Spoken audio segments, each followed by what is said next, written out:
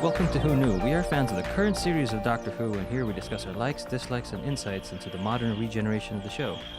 Subscribe, review, and listen to us on iTunes and Stitcher, or our YouTube channel, youtube.com/WhoKnewPodcast. All our episodes are on WhoKnewPodcast.com. You can leave comments there, or email us at WhoKnewPodcast@gmail.com. We also have an Instagram and Twitter account. Tweet at us at WhoKnewPodcast, and find us on Facebook.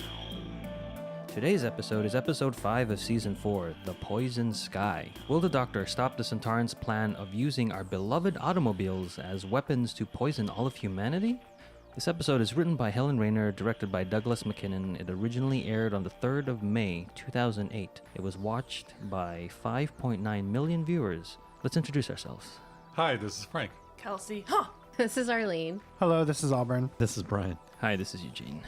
Poison smoke fills the streets as the Doctor tries to shut off the Atmos devices that trap Wilf in the car. Donna's mother, Sylvia, grabs an axe and breaks the windshield to let him out. Jenkins finds a car without Atmos and drives the Doctor and Donna to the factory. There, cloned Martha signals Stahl that she has the information he needs, so he sends Score to protect her. Sylvia grabbing the axe is, so that's where Donna gets it. Yeah. She just does things. It's like, I like that little bit that Sylvia's the one who saves it. And don't they say, why do you have an axe? Burglars or something like that. Yeah, definitely at the end of the last episode, I was waiting for somebody to do the obvious thing and break one of the windows. Like, I know the Sonic doesn't work on wood, but it works on glass, doesn't it? I would think it would. They're deadlocked. The windows are deadlocked or just the Atmos? The whole car is deadlocked. Oh. I thought Is it double deadlock? He says deadlock. But an axe can go through a deadlock?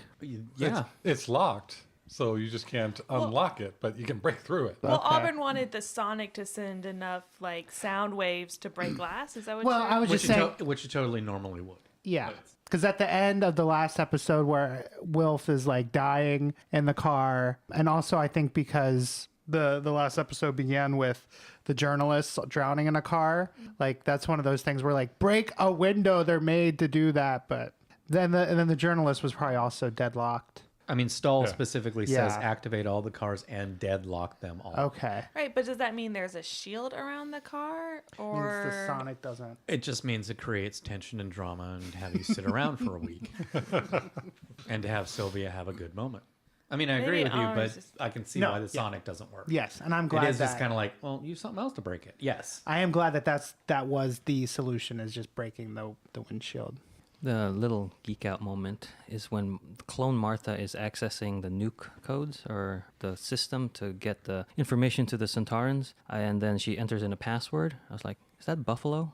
If you guys remember that? Yeah. Was it? No, I'm then thinking to me and what's that from? That's from with War Christopher Eccleston. He tells Mickey to type in Buffalo over Every and over time he again. gets a password, just say Buffalo. Because he was cracking into unit. Yeah, He was yes, cracking. because he's cracking into So that's what made me think of that. That's funny. When Martha asks, okay, we need someone to protect her, I always thought it was clone Martha, but it was to protect the real Martha's body. The Because that's- unconscious Martha. Right. Because of and I kept yeah. going, well, why isn't he going to clone Martha? When I first watched this, and I didn't get that her was a different her. Because they needed the original for the clone to keep being the mole. The Doctor gives Donna a key to the Tardis and leaves her so he can tell Colonel Mace not to fight the Sontarans since they are highly skilled at war. The Doctor and Martha then run to the Tardis and discover it is missing. The Sontarans beam the Tardis onto their ship with Donna inside. She overhears the Sontarans boasting that no one, not even Rattigan, knows their true plan. At the school, the students are worried about the smoke, but Rattigan assures them that they will be all right. They are the chosen ones and will continue the human race on another planet. The students think he's crazy and leave to be with their families. Did anyone else think of Moonraker when this was going on? Oh, yes, The very James much so. Bond movie? I did. No. You want to sing it? So No, much- just kidding. no. Catherine Tate, when she was working on this particular production, she had only interacted with the Sontarans with their helmets on, so she thought all of them were animatronic robots. And then when they took off their helmets, she got freaked out because she didn't know they were real people, because they're shorter in stature. Like the main guy. I see what you're saying. She thought that there weren't actors inside the the costumes. Yeah. Because Dan Starkey, who plays Score, is 5'2". What are you trying to say about people that are around that height?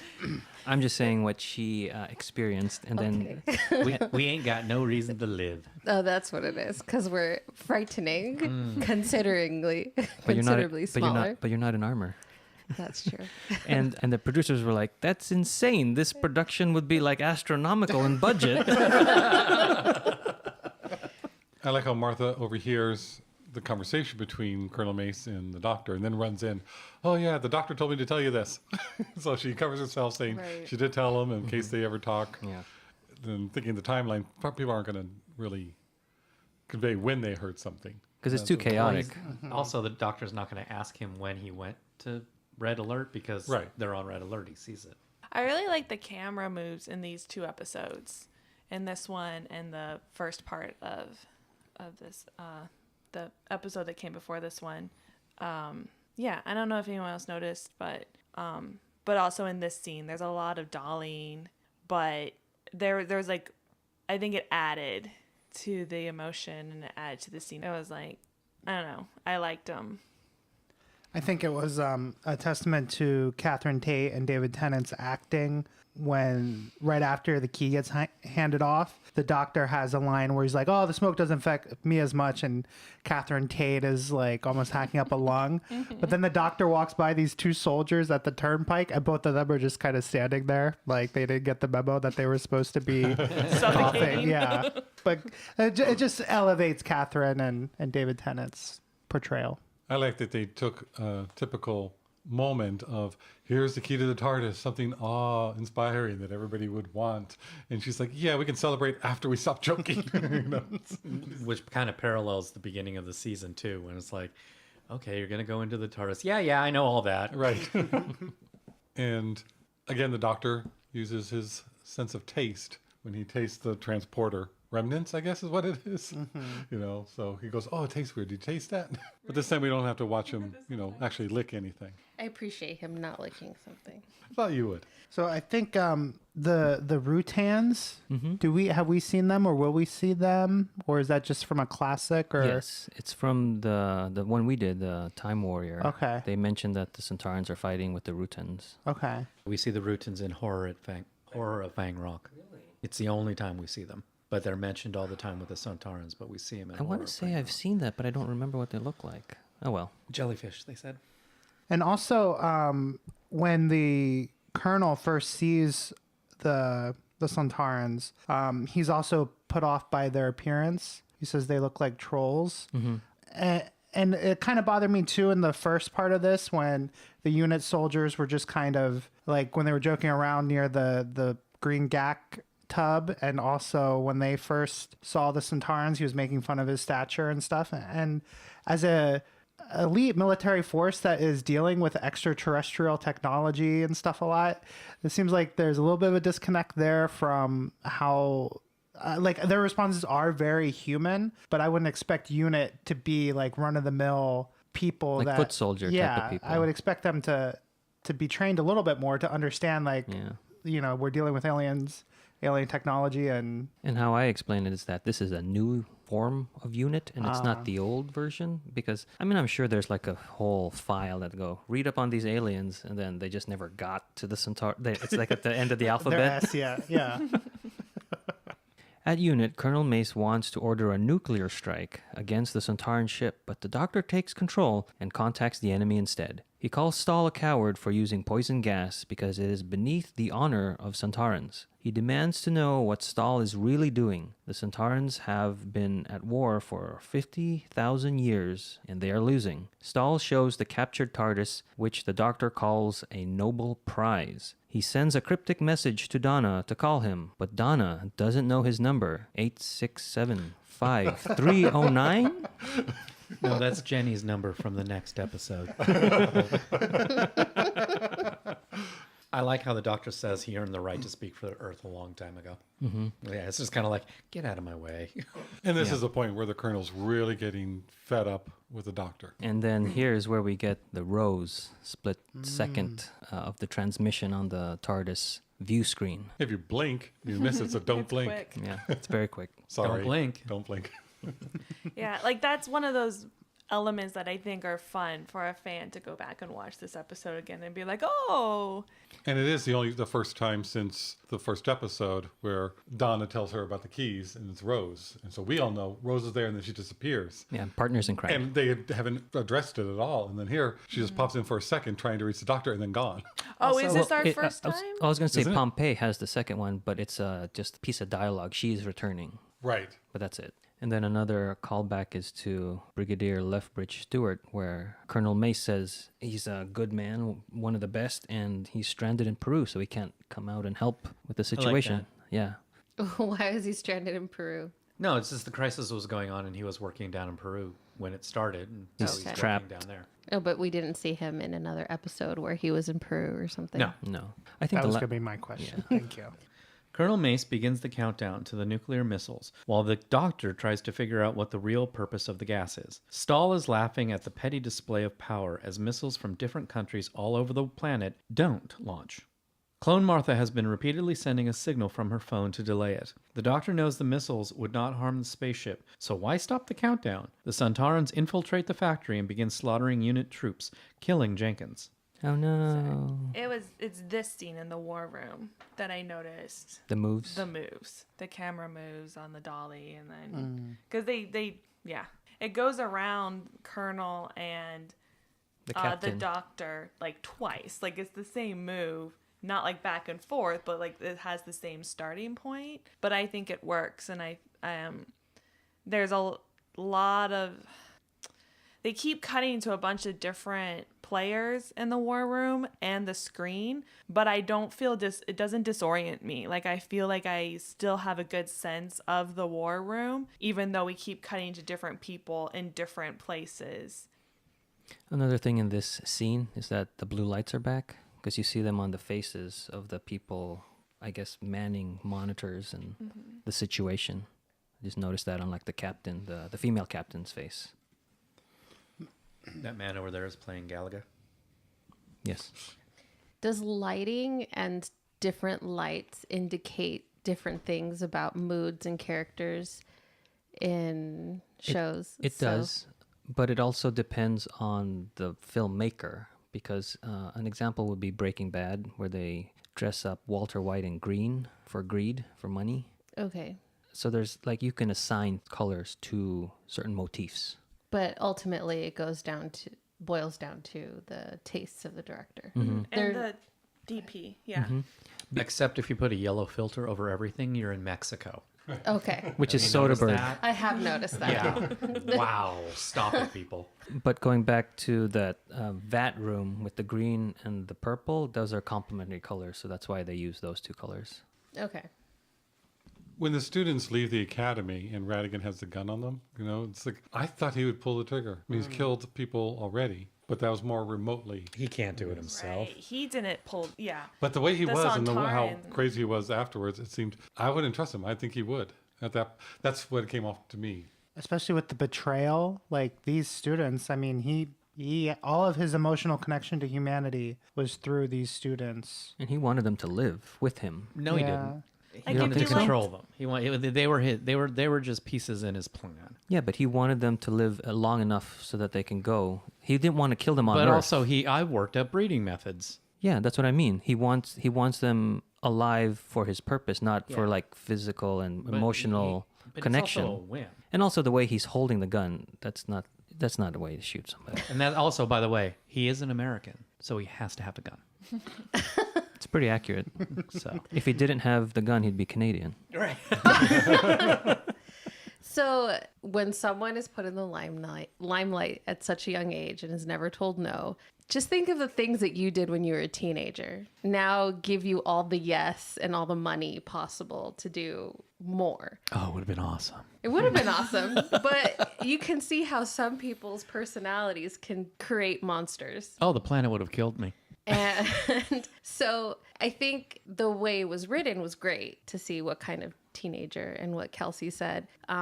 Maybe the actor wasn't great at portraying that particularly, but it was more of a teenager throwing a tantrum, like when Justin Bieber decided that he didn't want to walk up to the Great Wall of China and had his bodyguards carry him. It's I can do whatever I want. Someone can carry me. Let's do it. I can rule the world. You know what? Let's do it.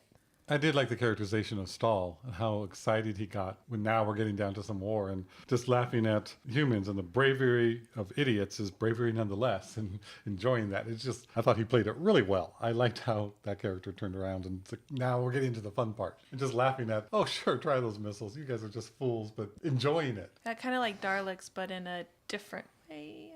Because they also really like The Daleks don't war. have, but they don't have the joy of it. I agree with Frank that I think the Sontarans give us, like, it's not that they do like war for the sake of war, but he likes the art of war. Yes, Like, yes. even when his enemies are, stupid, like, he still commends them for their bravery, or it is a fun character. I do enjoy Stahl. He's a good character. Yeah, it shows the culture of an alien race in like a simple way, and I like that. And there's emotional range to the Sontarans in comparison to other villains. I also like when the Sontarans were entering the base, the camera, the angle of them in the hallway, you could see that they were different sizes and different like types of people. I really like that because I don't know if the Jadoon episode, if they were just CG or if all like the armor was the same, but I remember them being more uniform, like size and shape, whereas the Sontarans, they were all kind of smaller, but you could tell that there was different heights between them, so it felt like that they were actually different individuals. Okay, can you Which remind us what the Jadoon are again? The rhinoceros rhinoceros police. Okay, Those In were the the the same ones, right? Jadoon Yeah. platoon on the moon. yeah, yes. One's just small and one's big. Got it. Well, ones are rhinos and ones are potatoes. Rhinos and potatoes. That has nothing to do with each other. There's a song in there somewhere, Rhinos and Potatoes. That's interesting, Auburn, that you would bring up that varying height shot, because I saw that and was like, wait a minute, aren't they clones? I see them clones of like 6 different models. Because, Score and Stall are different. yeah, Score and Stall, yeah. I wonder how many they actually had, how many actors. Were there 4? Were there 6? But then when they put them all together, it really looked like a lot. We're down Yeah. the corridor. Yeah. I couldn't see where it was like repetitive. It just seemed, this is done really well. I was surprised going, are there 30 or did they just have 6 and they're just really doing it well on repeating them? Yeah, I think the scene replication was done with more detail in this scene than, like, say, the Jadoon. Okay. Right. Because I think the scene where the Doctor and or Rattigan are on the bridge of the ship, I think those are all practical people in costume, and I think that's the maximum of that they had, so there's like 6 or 8. Okay. A defeated Rattigan returns to the Sontaran ship and finds out that Stahl has lied to him the entire time. They were never going to take him or his students to another world. They just used him to implement the Atmos plan. Rattigan once again transports back to his school as Stahl orders the teleports closed. And then crumples on the In floor. the fetal position. And that's why he wouldn't have shot anybody, because he is not strong enough. I disagree. I thought he seemed so unhinged he would have shot. But poor Jenkins. We didn't really go over Yeah. him about Yeah, Ross was dead. And giving as much information as he could. It's To like, help, yeah. so that was really good for him. Time that doesn't work. It's that same Cordyline signal. and the doctors only can do something about that. Ross and the condition unit soldiers were also killed in that sequence of the Sontarans invading the base. And yeah, they just Invading the waste them as they walk by. Yeah, it wasn't as emotional as Ross, of course, but it was still like Yeah. you recognize Cold, them. man, Yeah, cold. cold-blooded. Well, I think that at that point, it told me a lot about the Sontaran race. I'm like, okay, these guys are bad.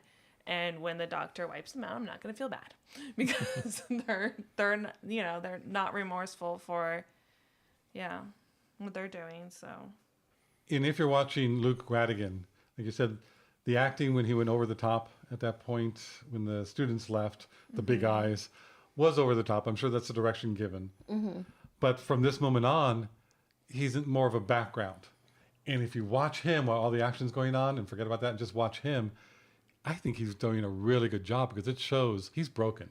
He got me going, oh, okay, I underestimated this actor and what he can bring. Everything he ever had is now taken away, and he feels a fool, and that's something that he's never felt. So to be taken in by the Sontarans, never planning to do any of that and just being used, I actually felt for Luke.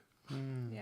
Panic is worldwide, and Donna calls her family. They are sealing themselves into their home. The Doctor calls Donna and tells her that she needs to leave the TARDIS and reopen the teleport link. She sees the Sontaran guard outside the TARDIS and knocks him out with a blow to his probic vent. The Doctor starts to guide her to the teleport, but is distracted when Colonel Mace enters the room, leaving Donna to hide from a squad of Sontaran soldiers. Colonel Mace escorts the Doctor and clone Martha outside to rendezvous with the remaining unit troops. They have new weapons and are preparing for war against the Sontarans. The Valiant, unit's flying fortress, arrives and uses its engines to clear the smoke from the area, powers up its weapons, and fires on the factory. Unit re-enters the factory, and Colonel Mace tracks down Score and kills him. I like that Colonel Mace gets a win Yeah. You too. with the Valiant. What's that? The Valiant From season 3. Yeah, the Valiant shows up, and the Doctor is impressed.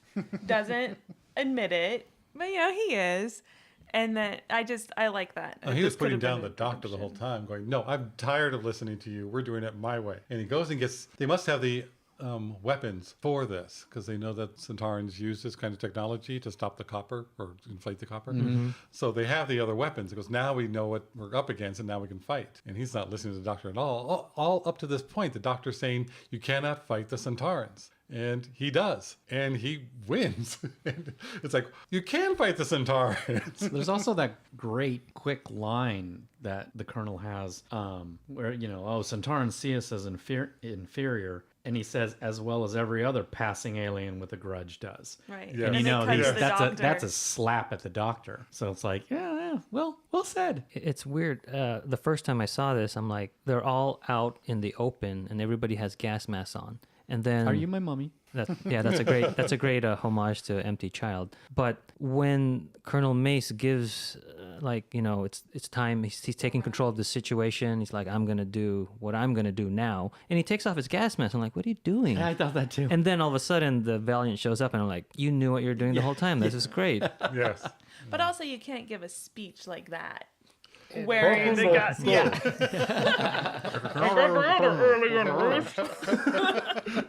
Oh, and also here we have the unit theme that was used in season 1 with Eccleston, and I like it here. It's very driving Especially since you see a lot of cars driving by. Yeah.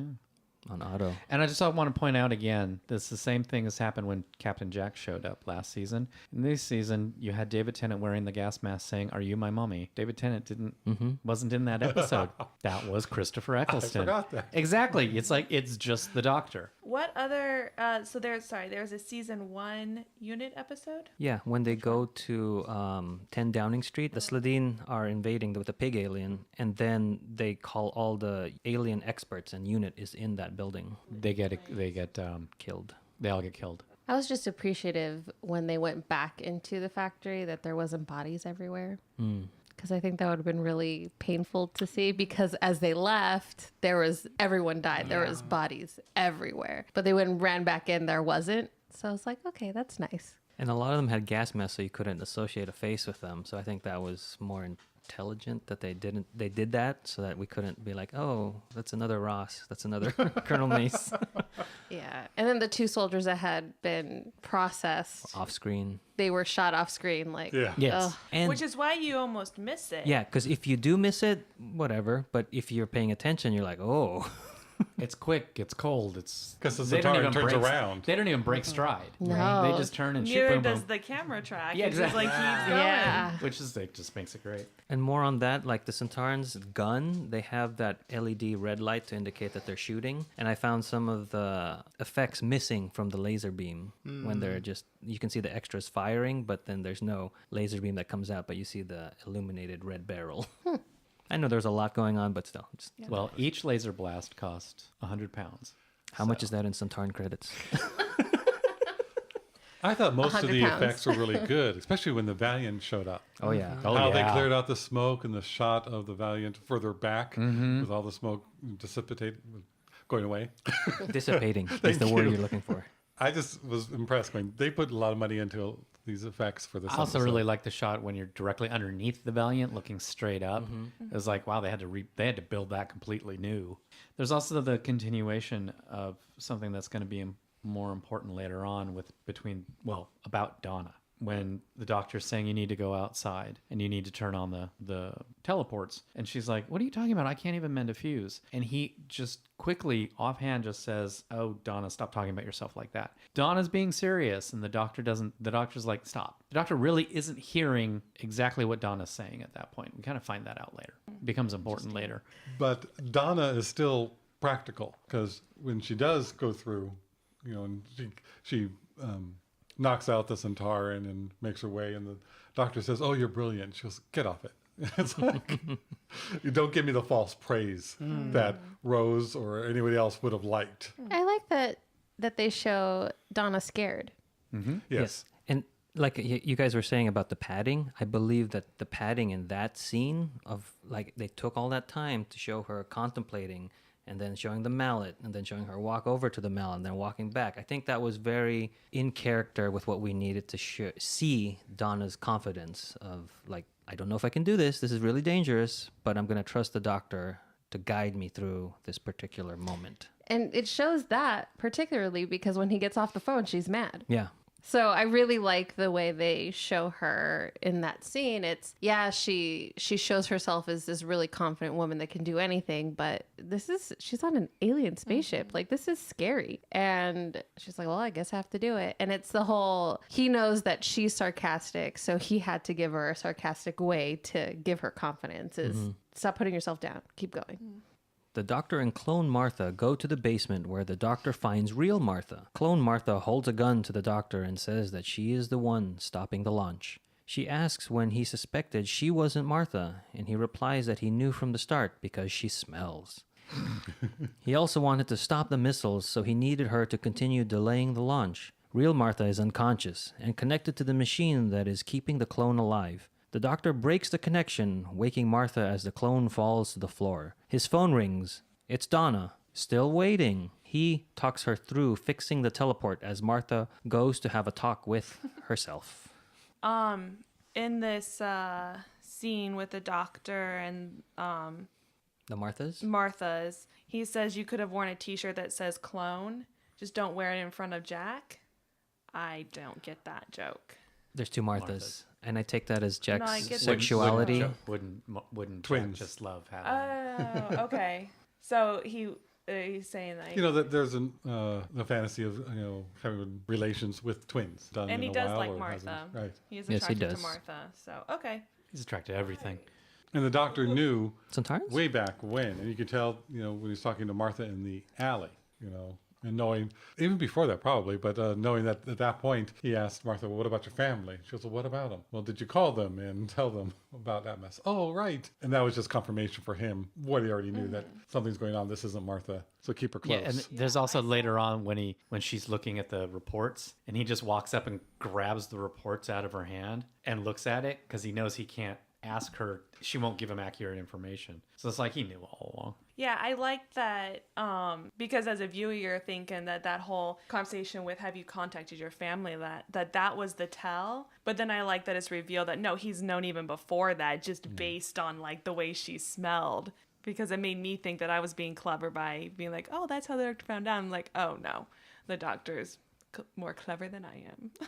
Also, what the irises and the hair follicles on the right side of the temple, or I think Freeman does a great job talking to herself in this scene. Yeah. And then they use Martha's theme in a different way again, in a more emotional way, playing in the background as they're both conversing. And I loved how in the last episode, when Martha went from Soldier Martha to Dr. Martha, she switches her hair. She has the fighter's hair, and then she puts it back up in a little bit of a clip. And then that's how We know. we've seen her from now on, but that she switched her hair. They did the hair and makeup. Yeah, and It there's like a was whole different demeanor as well. So I didn't know about the makeup, sorry. But the hair I noticed right away, and I guess, it's less severe. She's wearing less eyeliner It and was less less blush. severe makeup. You're right, now that I Just think about it. just mascara, just cleaner face. She looked like brighter eyes. And not her as demeanor severe. also was more of a doctor in talking and getting the confidence of the patient. So I think Freeman did really well with that. More on the soundtrack, I noticed that there was also battle horns at one point. I don't know if that's the Sontaran theme, but it sounded very much like tribal war cry type of music. I don't remember it. I'll have to go back and listen. If only there were a way to do that. Martha asks the clone why the Sontarans are using the poison rather than attacking Earth. She tells them what's in the gas, and the Doctor realizes they are trying to convert the world into a clone factory incubator to create billions of new soldiers. The Doctor uses a teleport in the basement to transport Donna to his location and the TARDIS back to Earth. Martha is beside herself as her clone dies. I see what you did there. Then the Doctor transports the three of them to Rattigan Academy. The Doctor transports Donna just in time. Just in time, yeah. They know where she is, they're firing, and boom, she's gone. Phew. And then Donna, when she sees the clone, she's like, oh my God, there's two of them. And they're like, yeah, long story. That might pop up again, too. Just as an observation, why is it that no alien race wants to take over Earth for anything else other than repopulating their people? Because it's making clones. Pompeii. Like Pompeii, yeah. We have lots of lava. We have lots of fat. Lots of people to make Daleks or Cybermen, Yeah. or it's just like we're using Earth is used as a breeding ground. I'm like, why do they need so many soldiers? What are they trying to take over? But it's Because I think even- Russell always wants there to be some sympathetic reason why aliens do bad things. So to repopulate their species, You can you can kind of understand where they're coming from, rather than we're just coming here to kill you because we want to. But he does go to the same trope every time. Yeah, instead of like, oh, your resources, we use gold for this, or salt water is used for, we want to take over your That'd be world funny. because of this. Gold is our soap. And salt water, It's not the Cybermen.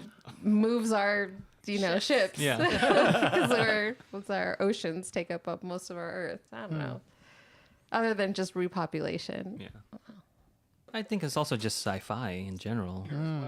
Rattigan pulls a gun on the Doctor, but is quickly disarmed. The Doctor combines the advanced projects from Rattigan's lab to form an atmospheric converter. Stahl did not want the missiles launched because the gas is highly flammable. The Doctor brings the converter outside and launches it. It explodes in the sky, igniting the smoke. A wave of fire quickly burns across the planet, destroying the gas. And why doesn't it destroy everything else along with it? The gas is everywhere. It's not just in the upper atmosphere. Trees. I noticed that no trees caught on fire. Nothing. Or buildings. Or people. This I is mean, Valiant. Definitely Yeah. not rational. I mean, the effect looks really cool. Could they at least singe their hair or maybe sweated from the heat a little bit? I mean, it Or just... like burn the leaves. I mean, it's I'm for fine with it. having No, the I'm fine with it. I'm only air having out fun. of the But leaves. Or think of it as cooking. When you have cognac in a pan and you just tilt it a little bit, it's like not the food gets cooked, but the alcohol gets burned Alcohol off. gets burned off. you... Okay, there you The go. bad air, whatever chemicals were being burned Okay. off You win. of the good I air. get Yes, that. yes. But there was clouds after that burned away. I'm like, couldn't even the humidity in the air be gone for a little bit? I give them this one. I thought it was fine. Some production behind the scenes on that when the Doctor is putting together that device and he hits it with the mallet. He actually broke the prop. There's a crack, and then so they had to. The guy that was there was very good, and he repaired it in like a couple minutes. Oh, that's good. I like how he mocked Luke when you were terraforming El Mundo Luco. Yeah, One thing I thought seemed very out of place, even more so than the gas not burning anything, was the kiss between Colonel Mace, Captain Price, I think. Captain Price. It seemed like part of a storyline that they cut and edited out to have something going on between those two. I thought, I don't even think it was that much. I think it was like, oh, wouldn't it be cute if the two of them are so excited they kissed? No. I think they should just cut that out. It was a bit of a throwaway moment. And it was like, oh, those two are a couple. That's Well, I don't think they are because his No? reaction was like, "What are you doing?"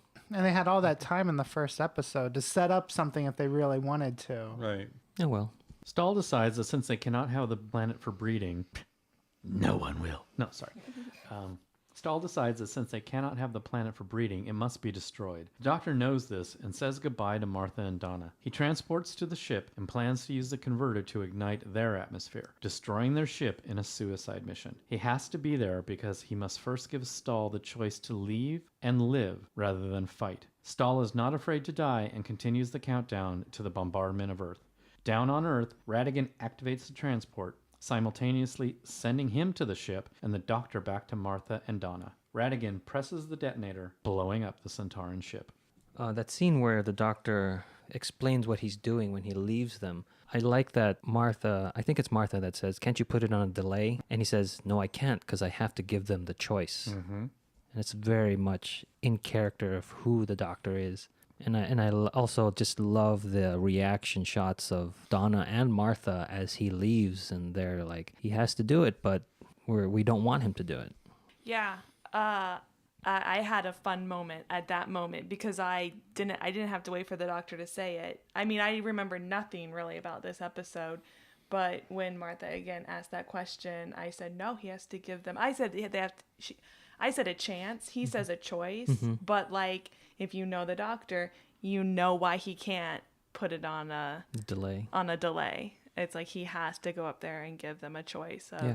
It's not about the destruction. It's about saving, and both saving Earth and seeing if you can save the other side as well. And then he even redeems Luke, saying, do something clever with your life now that you have it.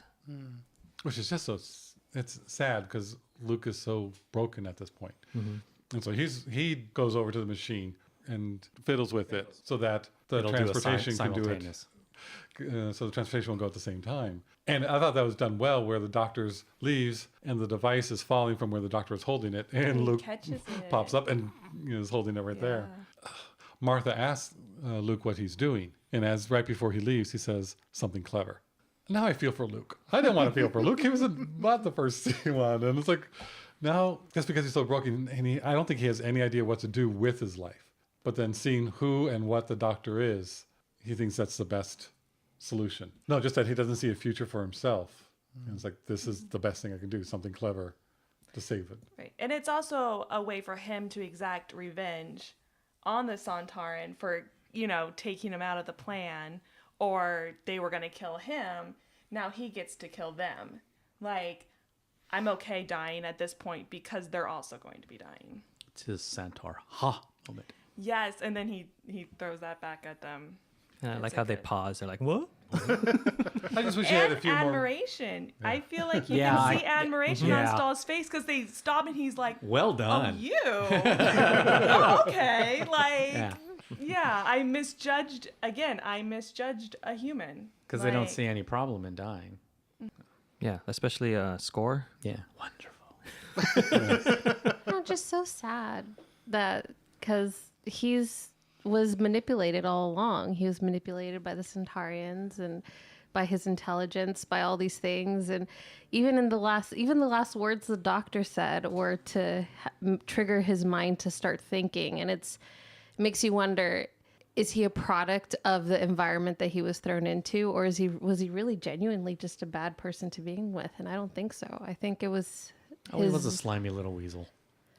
No, I went with Arlene. I The think- product of his environment, and it's sad. Come on, if you're 12 and the alien race, contacts you and say, "Hey, let's do this," and you're like, "Yeah," and he's not just some psycho person. He's not Adam. No, that's what I was gonna say. He's not Adam, Mm-hmm. and that's why because this is a common thing in film where Adam the villain didn't kill anybody. But he was annoying. More so than or Luke. get joy out of 58 people dying simultaneously. Yeah, 52. 52 or one. See, because I was thinking Adam earlier when we were talking about it, and I find them both annoying, but I do think Rattigan crossed a line. I don't know how else to explain it other than I despise Adam, and I don't see any redemptive qualities in him. Where with Luke, I can see the redemption, and I don't. See, I'm down with both of them. And I don't know how else to articulate what I feel, other than I feel it. It's the idea that you have empathy for Luke, and there's nothing that's redeeming in Adam that makes you feel empathetic towards him. Because they did it to us in the film by having him redeem himself in the end. Because if he wouldn't have done that, then we'd have been like, ugh, why did he live? Villains are created usually. It was nice that he was given the opportunity to redeem himself. To move on to the Sontaran ship, I like that it looks sort of like a claw octopus, like alien ship, but it also has the spheres that we saw in the Time Warrior, so we can see where little those individual. individual like landing craft. So you can see where this is a bigger ship, but it has slots for all the other individual sphere ships that the Time Warrior came down to Earth in. So I like how they incorporate a new envisioning of the Sontaran spacecraft, but also employ the classic version. And when the ship blows up, I mean, you know, one of those little individual ships could have survived. It's possible.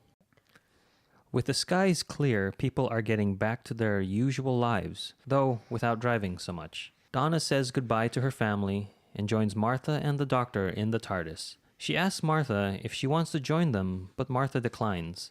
She has too much to do here and now, but as she walks toward the door, the Tardis takes off to somewhere unknown.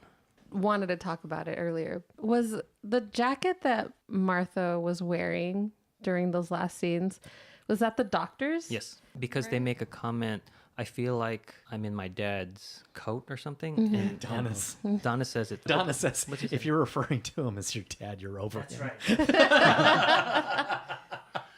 So yes, that is the Doctor's coat. Yeah, and I think it's funny that it fits her so big because her and the Doctor are about the same size.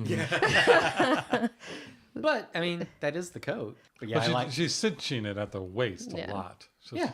So Freema's the same height as the Sontarans. I just looked up.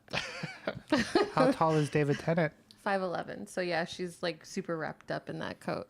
Freema's 5'2"? 5'3". She's only an inch taller. I guess she's usually in thick like heels. In heeled heel boots, I boots think. and- Boots, the like 3-inch heels or something. Wow.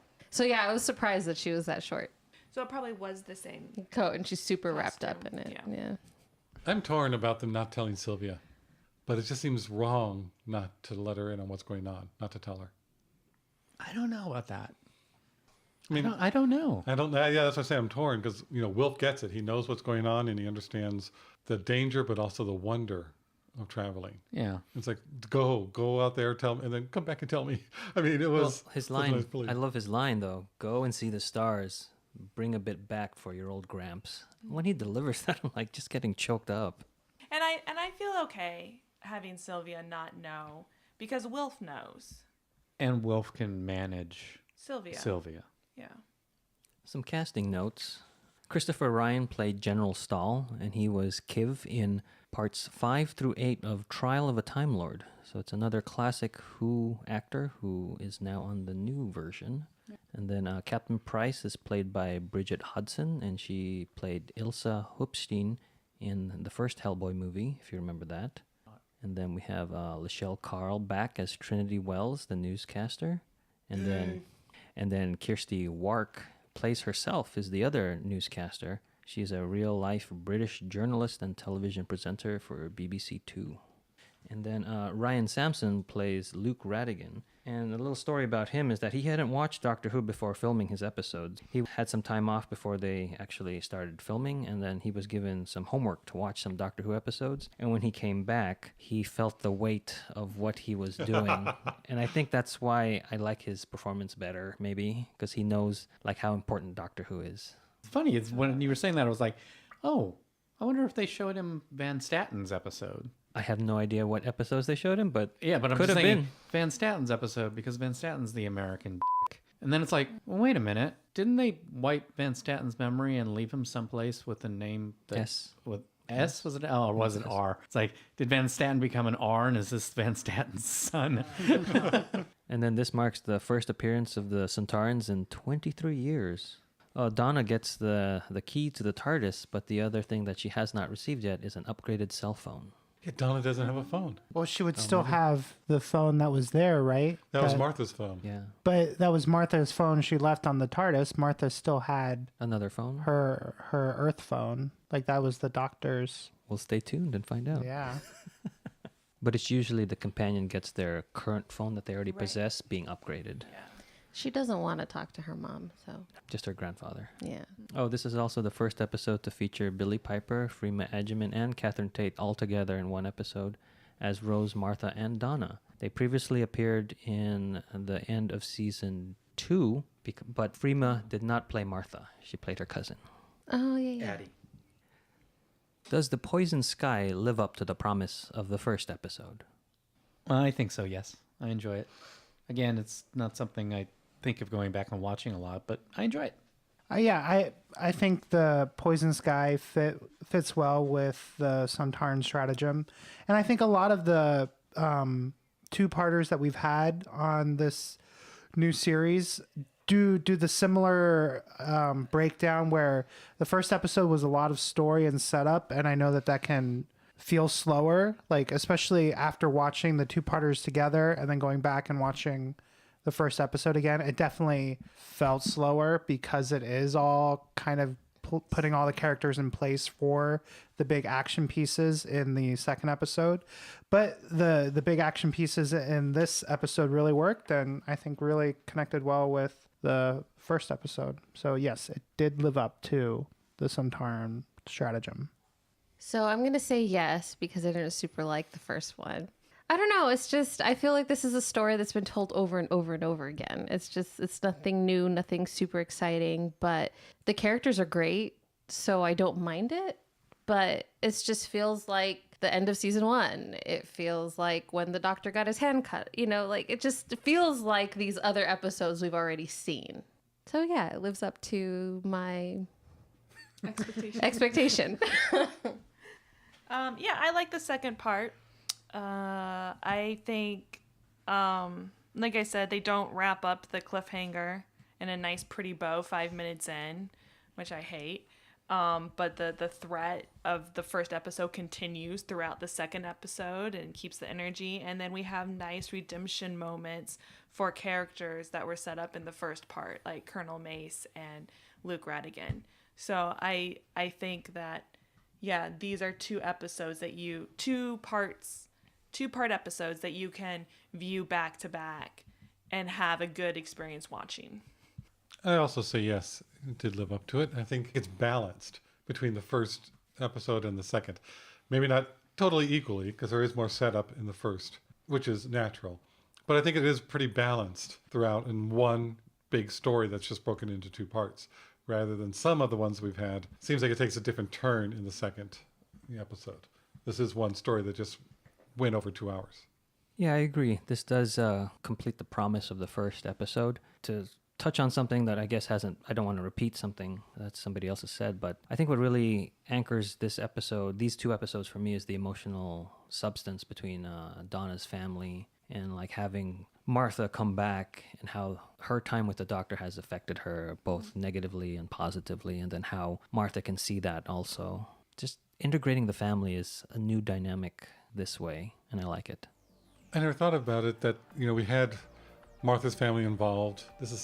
And mostly it was, Rose and her relations are part of it. And now we have, Martha back. Mm-hmm.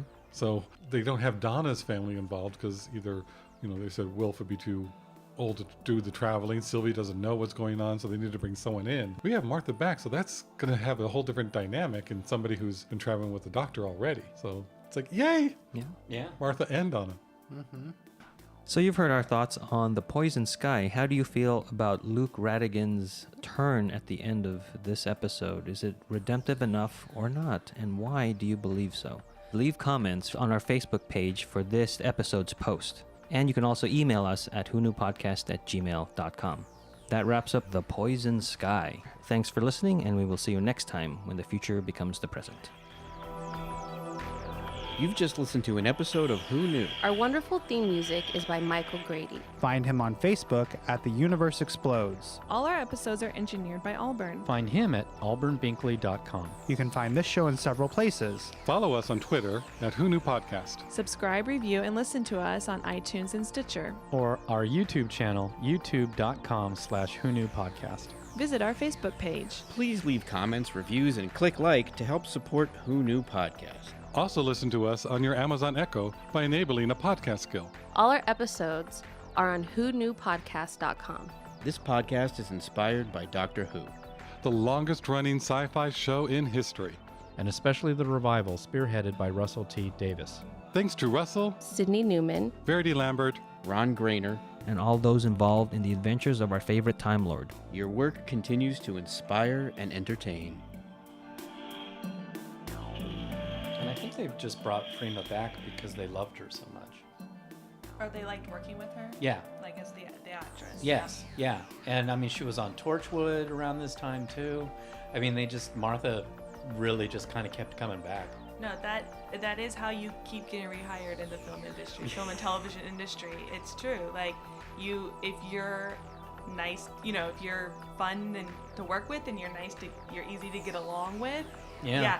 they'll find ways to bring you back. Yeah, and she was on Torchwood, and then she was going to be a regular on Torchwood, but then she got Law and Order London, which was a bigger Dum-dum.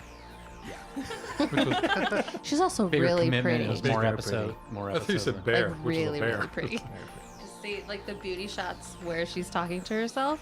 I'm like, she's just so pretty. And like Captain Jack would have a field day. All